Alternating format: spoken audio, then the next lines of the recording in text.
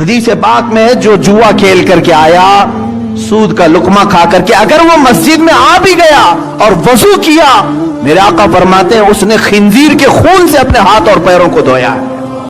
आज हमारे साथ दो मुफ्ती साहब हैं, मुफ्ती सलमान अजहरी साहब और मुफ्ती अमीनुल कादरी साहब। आप इन दोनों के बयान सुनिए।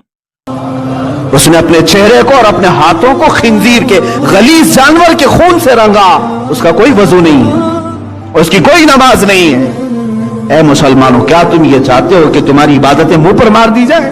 इस्लाम इमाम गजाली रहमतुल्लाह अलैह फरमाते हैं कि जो लोग दुनिया में जुआ खेलते होंगे, बल्कि उन्होंने तो और मुबालगा किया, खेलने की बात नहीं की, सिर्फ जुआ खेलने का जिक्र तो किया, साथ में यह भी फरमाया कि सिर्फ जो जुआ के आलात अपने हाथों में ले लेंगे, जुए के आलात अपने हाथों में लेंगे, अभी खेला नहीं, खेलने के लिए हाथ में लिया, और अल्लाह अकबर, जब वो मरने के बाद क़यामत के दिन उठेंगे तो उनके हाथ सूअर के खून में रंगे हुए होंगे, खिंजीर के खून में उनके हाथ रंगे हुए होंगे। और कुछ लोगों का हाल ये है, हराम धंधा करते हैं तो अपने दिल को मुतमईन करने के लिए 11वीं की डेगे बढ़ा देते हैं, बेवाओं की मदद बढ़ा देते हैं, यतीमों पे शफकत का हाथ बढ़ा देते हैं। दिल मुतमईन है, हराम कमा रहा हूं लेकिन इतनों का मैं बेड़ा पार करा रहा हूं, किसी ना किसी की दुआ तो मुझे निजात की तरफ ले जाएगी। सुन लो, हराम कमा कर हराम से नेक काम करने का मतलब यह है कि नापाक कपड़े को पेशाब से धोना, जैसे नापाक कपड़ा कभी पेशाब से पाक नहीं हो सकता, वैसे हराम की रोजी अगर हराम का कफन पहनकर आप कब्र में गए तो वो अंगारा बनेगा।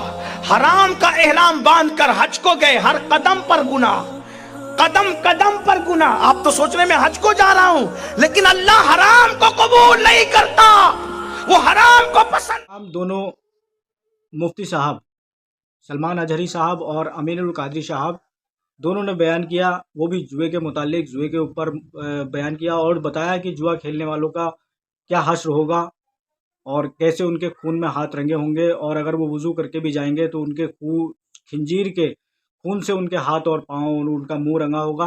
तो ये जुआ कितना हराम है, ये हमारे मुफ्ती साहब ने बताया हमें।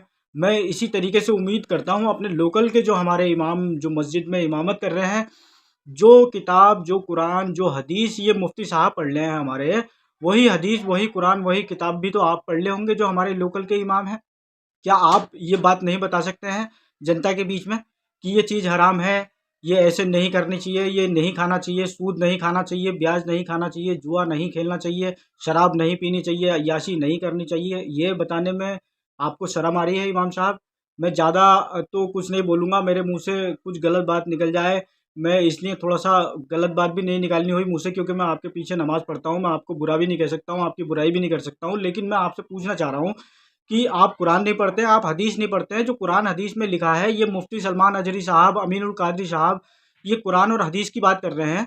ये बता रहे हैं उसमें कि जुआ हराम है, ब्याज हराम है, सट्टा हराम है, अय्याशी करना हराम है। इसके कितने बड़े गुनाह हैं, क्या इस चीज़ को आप नहीं बता सकते? आप लोग तो सिर्फ यही बताते हैं, कहीं पर अगर आप मिलाद में जा रहे हैं तो देवबंदी बुरा है, देवबंदी हराम काम करता है, देवबंदी ये करता है, देवबंदी की बुराई शुरू कर देते हैं आप कहीं पर भी जा कर के।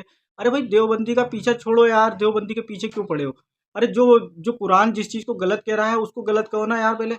देखो, ब्याज खाने वाला गलत है, उसको गलत कहो, जुआ खेलने वाला गलत है, उसको गलत कहो, इनके पैसे तुम मस्जिदों में लगा रहे हो, ये गलत नहीं है, इसको गलत कहो, आवाज़ उठाओ। आप कहोगे, आप इमाम हैं, आपकी बात की पहले सुनवाई होगी, कमेटी भी आपकी बात को पहले सुनेगी। अरे बताओ ना उनको कि मस्जिद के अंदर इनका पैसा नहीं लगेगा, इनका पैसा मस्जिद के अंदर लगने के लायक बिल्कुल काबिल कबूल नहीं है। में ये बताइए जा करके कि ये चीज़, इनका पैसा हराम है, इनका पैसा यहाँ मस्जिद में नहीं लग सकता, ये बिल्कुल हराम काम करते हैं, इनके वहाँ पे हम खाएंगे भी नहीं, इनके वहाँ हम पियेंगे भी नहीं, इनका पैसा हम मस्जिद में लेंगे भी नहीं। अब हमारे वहाँ जश्न कुरान पाक हो रही है, जश्न कुरान पाक का यहाँ पर चंदा करते हैं मस्जिद कमेटी वाले सभी, और जश्न कुरान पाक के नाम से चंदा करके वो सब वहाँ पर तबर्रुक बांट देते हैं। अरे तबर्रुक बांटना, मैं मानता हूँ कि सुन्नत है रसूल की, तो रसूल अल्लाह सल्लल्लाहु ताला अलैहि वसल्लम जब जश्न कुरान पाक होता था तो वहाँ पर खजूर बांटते थे। तो अगर तुमने नबी की सुन्नत पे चलना है तो आप खजूर बांटो वहां पर। जश्न कुरान पाक का जो चंदा इकट्ठा कर रहे हैं तो वो चंदा उनको देना चाहिए जो सुनने और सुना रहे हैं, जो हमारे वहाँ कुरान सुना रहे हैं, जो तराबी सुना रहे हैं, उनको सुनने और सुनाने वालों को दिया जाए, मौजन साहब को दिया जाए, तकीदार साहब को दिया जाए, उनके लिए पैसा इकट्ठा हुआ। अब ये तो आपने पैसा इकट्ठा कर लिया और इकट्ठा करने के बाद में आप चंद्रकला ला रहे हैं 40-45 रुपए का पीस, वो खाली उसे आप बांट दे रहे हैं। अरे यार, रमजान का महीना है, रहमतों का बरकतों का महीना है। इस महीने में हर किसी के घर में अच्छे अच्छे पकवान बनते हैं, कोई किसी चीज से महरूम नहीं रहता है। कि चंद्रकला खाने के बाद ही उसकी ईद होगी? या जश्न कुरान तभी माना जाएगा कि जब चंद्रकला खाएंगे? अरे 2 लड्डू बांट दो, 2 खजूर बांट दो। सुन्नत तरीका तो यह है। बाकी पैसा इमामों को दो, जो हमारे इमाम दिन और रात मेहनत कर रहे हैं बराबर सुनने और सुनाने वाले, और तकीयेदार और मौजन साहब, इनको दीजिए पैसा। और ये जुआरी लोग और ये ब्याजी लोग ये पता नहीं क्या समझ रहे हैं, ये सोच रहे हैं कि हम अपना पैसा दे करके उसको पाक साफ कर लेंगे। अरे पाक साफ थोड़ी होगा तुम्हारा पैसा। मस्जिद में आकर के जुए का पैसा है तुम्हारा, ब्याज का पैसा है तुम्हारा, हराम का पैसा है तुम्हारा। हराम का पैसा कोई ये ज़कात देने से पाक थोड़ी हो जाएगा। पाक पैसा वो होता है जो मेहनत और मजदूरी और मेहनत से, अपनी मेहनत से कमाया होता है, जो हम अपनी दिन और रात मेहनत पसीना निकाल के, खून पसीने की जो हमारी कमाई होती है, उसमें से हमारी 2.5% की ज़कात निकलती है, तब हमारा पैसा पाक होता है। अब ये पैसा थोड़ी हम जुए में जीत के लिया है, दूसरे का घर उजाड़ के लिया है। ब्याज का हमने ब्याज ले लिया किसी से, दूसरे का घर उजाड़ करके उससे ब्याज हम खा रहे हैं बराबर, और फिर उसको हम रमज़ान में निकाल दें और के 2.5% निकाल दिया, हमारा पैसा पाक हो गया। अरे ये ऐसे पैसा पाक थोड़ी होता है। ये वाला पैसा पाक नहीं होगा तुम्हारा। तुम्हें पहले बता दे रहा हूँ मैं सभी को, जो ऐसा काम करने वाले हैं, हराम की कमाई से जो हराम का पैसा जोड़ने वाले हैं, वो पैसा 2.5% की ज़कात निकाल के पाक नहीं होगा।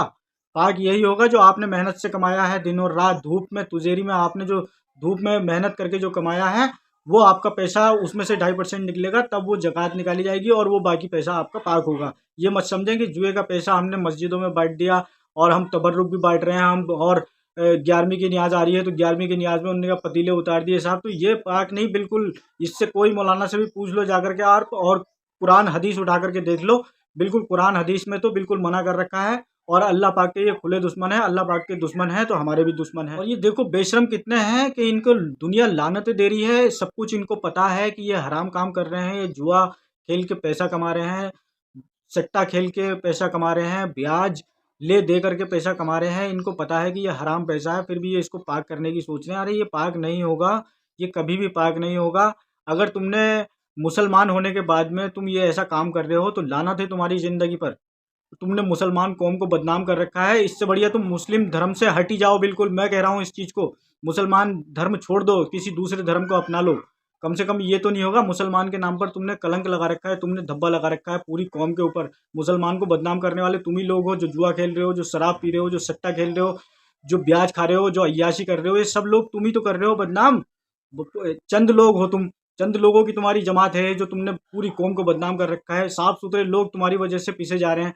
पूरी इंसान अगर किसी को बुरा कहता है, वो आपने एक कहावत सुनी होगी, एक मछली पूरे तालाब को गंदा कर देती है, उसी तरीके से तुमने पूरी कौम को बदनाम कर रखा है। शर्म आनी चाहिए तुम्हें बिल्कुल। अरे तुम्हें कयामत के दिन तुम्हारा क्या होगा? मैं तो कह रहा हूँ तुम ये इस्लाम धर्म को छोड़ करके दूसरे धर्म में चले जाओ किसी में। कम से कम हमारा धर्म कोई उंगली तो नहीं उठाएगा, कोई ये तो नहीं कहेगा कि तुम्हारे वहाँ पर जुआ खेलते हैं, तुम्हारे वहाँ ब्याज खाते हैं, तुम्हारे वहाँ शराब पीते हैं, तुम्हारे वहाँ अय्याशी करते हैं। हमारा इतना साफ सुथरा धर्म है, इतना अच्छा, इतना पवित्र धर्म है।